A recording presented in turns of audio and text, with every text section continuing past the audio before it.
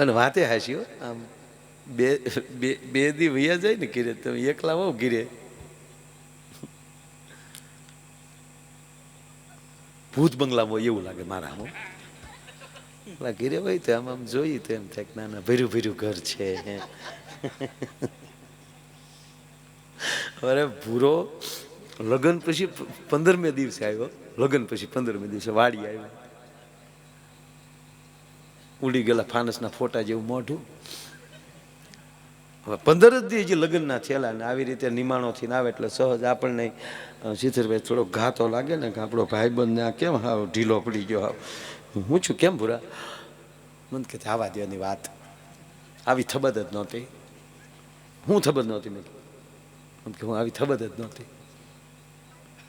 આ માયા ભાઈ કીધી આમ જો હાવ અંધાધું અંધાધું લાગે, ગમે એવો ગલોપ કરીએ તો અંધાધું જ લાગે. મારા બા બોલે તો જાણે કૂતરી ભણતી હોય, મારા બાપા બોલે તો જાણે ગધેડો ભૂગતો હોય, રોટલી ખાઈ તો જાણે હગતરી ખાતા હોય, ખીચડી ખાઈ તો એમ લાગે જાણે ગોદડાના ગાભા કાકરા ખાતા હોય. અરે મેં કીધું 15 દીમાં હું થયું મરી ગયા ને આપણે એમ થાય. અરે મેં કીધું ભૂરા થયું શું? મને કે આવી માયાભાઈ થબદ જ નહોતી આવી. એમાં આજ આખો દી જે મેં કર્યો છે 2 દીમાં તો વાંધો નથી આવ્યો, પણ આ ત્રીજો દી છે હું વાત કરી. મને કે આટો ગયા લે. અરે મેં તારી ભલી થાય, આટો ગયા. મને કે 3 દી થયા હતા ગયા મારા ભાઈ, 2 દીનું કહીને ગયા હતા. તે 2 દી તો વાંધો ન આવ્યો, આપણને એમ થાય 2 દી તો વયા છે, 2 દી તો વયા ગયા મારા ભાઈ. ત્રીજો દી છે, આખો દી બસ ત્યાં બેઠો હતો. એ દહીંની બચ આવે ને ઊભી રહીને તો ધડ ઊભો થાવ. આખો દી સારું માના ન ઉતર્યું, એટલી દોચ્યું જ ઉતરે.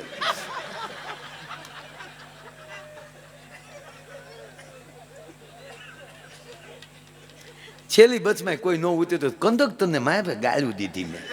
એ હાડા માના ઉતાર, હાડા માના એકલા ખોખા ઉતારો છો ત્યાં.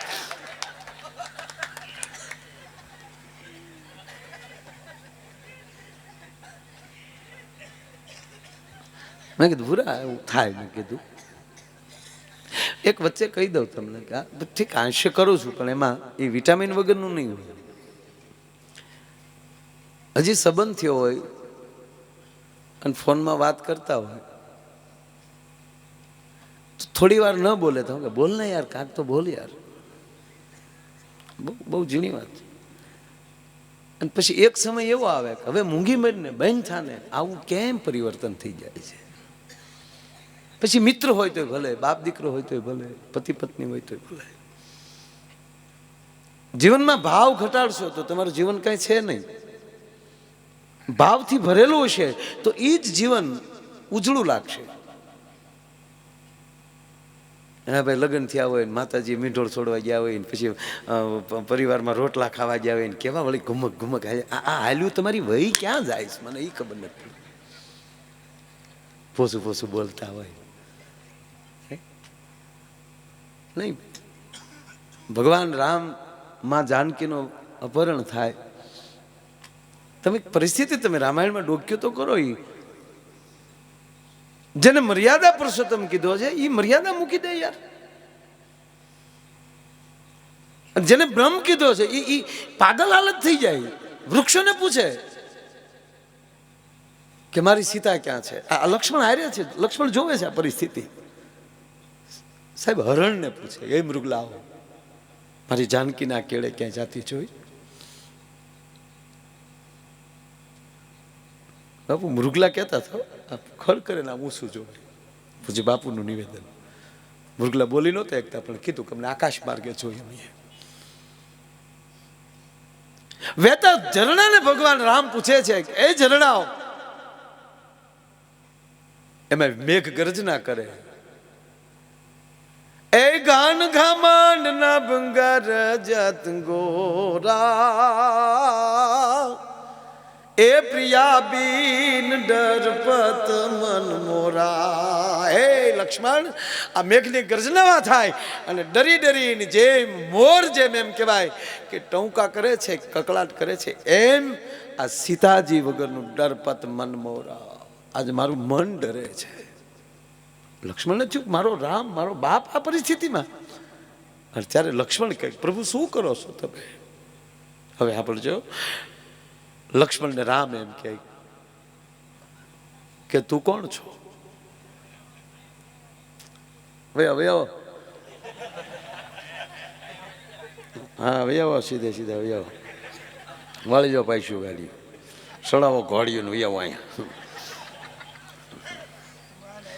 સારું છે માયાભાઈ છે, નહીં આપણા ગામને કોઈક નહીં માયો લાગે. સારું છે બહાર ગામના છે. મૂળ વાત ઉપર ભાઈ આવું સાહેબ. લક્ષ્મણજી કહે છે પ્રભુ શું કરો છો તમે? સાહેબ બાપુ બેઠા ખબર. રામ એમ કહે છે તું કોણ છો? અતિ આઘાત લાગ્યો લક્ષ્મણને. કરે રહ્યા તું મને? પ્રભુ હું તમારો નાનો ભાઈ લક્ષ્મણ. તું મારો ભાઈ નાનો લક્ષ્મણ? કે હા. તો હે લક્ષ્મણ હું કોણ છું? આવું રામ શું કામ કરે છે? એ સમાજને કહેવા માંગે કે હું બ્રહ્મ છું, હું રામ છું. આ મારી લીલા હોવા છતાં, એક મારા પત્નીના પ્રેમમાં હું બ્રહ્મ હોવા છતાં જો પાગલ એના વિયોગમાં થઈ જતો હોઉં, એટલો પ્રેમ કરવાની તેવડ હોય તો લગ્ન કરજો. હવે મૂંગી મેનને આવી રીતે રોતી લ્યું કદાય. અને આ પછી આ બધું લગ્ન પછી 20 વર્ષ થાય. 20 વર્ષ સુધી તો અરે અમુક ને તો 8મે દી ભાઈ, 8મે દિવસે જ ટેલિવિઝન ચાલુ થઈ ગયા હોય. એક બે દી આકાશવાણી થાય, 4થે દી ટેલિવિઝન. આકાશવાણી એટલે ઘરમાં બાદ તેને બહાર સાંભળે એને આકાશવાણી કહેવાય. રેડિયો ચિત્ર ન દેખાય, અવાજ આવે. બાદતા બાદતા બજાર આવે અને ટેલિવિઝન કહેવાય. અવાજ ને બે દેખાય. વાત એ છે. એટલે મારા ભૂરોની વાત ચાલતી હતી. એટલે આને કીધું ઘરે છો? હા ઘરે છો. ઘરે હોવ તો કે બેનને વેમ પડ્યો ઘૂઘું ઘરે હોય ન હોય. ખરેખર તમે ડાર્લિંગ ઘરે છો? ડાર્લિંગ કહેતા તો આપણે ગલગલિયા થાય. હા કે ઘરે જ છું. એ કે તો મિક્સર ચાલુ કરો લ્યો. તો ઓલો ભાઈ રસોડામાં ગયો મિક્સર ચાલુ કર્યું. ગુર્ર દીને ખાલી મિક્સર ગાંજાય બહુ.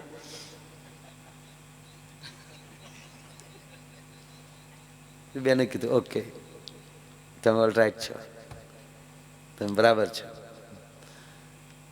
પછી તો બેનને રોજનો ક્રમ થયો. રોજ ફોન કરે ઘરે છો કે હા. મિક્સર ચાલુ કરો એટલે ઓલો મિક્સર ચાલુ કરે.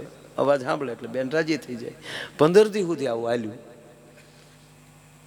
16મે દિવસે ઓશિતા બેન આકાશમાલી ઉતર્યા ભવાનીમાં. ઘરે આવ્યા તો ઘૂઘું ઘીરે નહીં.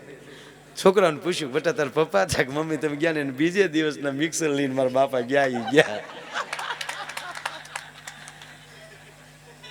સાહેબ આને પ્રેમ ન કહેવાય. હે મારે એક નાનો પ્રસંગ મોરી સાહેબ લેવો છે, પછી કાર્યક્રમને વિરામ આપીએ. પણ એક પ્રસંગ, કેવી ઘટના અહીંયા જે ભગવાન કૃષ્ણને યાદ કરવામાં આવ્યો.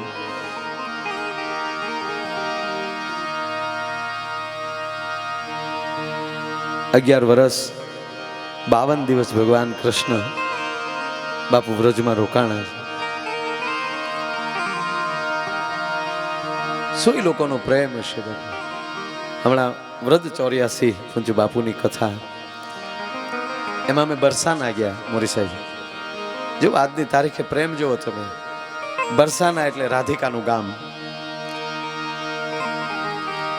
કોઈ ઘર એવું બાકી ન હોય કે રાધે રાધે લખેલું ન હોય આજની તારીખે સાહેબ. અને મારે જે અનુભવ છે એ તમને વાત કરું. નારાયણભાઈ આપ કહાં से आए हो? હવે મને પૂછ્યું હમ ગુજરાત से आए हैं. માણા મોઢું ફેરવી ગયો. પહેલા તો મને સમજાણું નહીં એટલે મેં બોલાયા. ભાઈ કેમ? એનો કહેવાનો અર્થ એ હતો તમારું ગુજરાત અમારા કૃષ્ણને લઈ ગયું. ત્યારથી અમારી રાણી રાધિકા જુરે છે. સાહેબ યમુનાએ ઠપકો આપ્યો હિરણ નદીને કે મેં મારા પટમાં ઉછેરીને કૃષ્ણને મોટો કર્યો. હે હિરણ તું કૃષ્ણને હંગરી નો એકી ભલા માણા, અને તારે કાંઠે એક ભીલ બાણ મારી જાય. તમારા ગુજરાતે અમારા કૃષ્ણને હાચવીનો એ ક્યાં.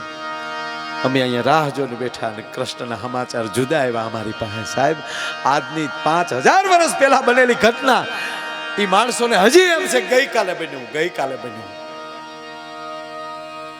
અને એનું જે વન છે મોરી સાહેબ, આજની તારીખે અહીંયા રાત નથી રહેવાતો. કોઈના બાપની તાકાત નથી એ વનમાં રાત રહેવાય.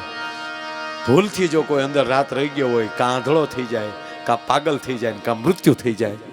કારણ એટલું ને એટલું એ જે વન છે ને એ બધા વ્રજવાસીઓ છે. રાતે માણસથી ની રાસ રમતા હોય. આ જોઈ કેમ એકાય સાહેબ, આજની તારીખમાં પ્રતિબંધ છે ને આ કોઈથી રોકાવાતો નથી. આ પ્રેમમાં જીવનારા વ્રજના માણસો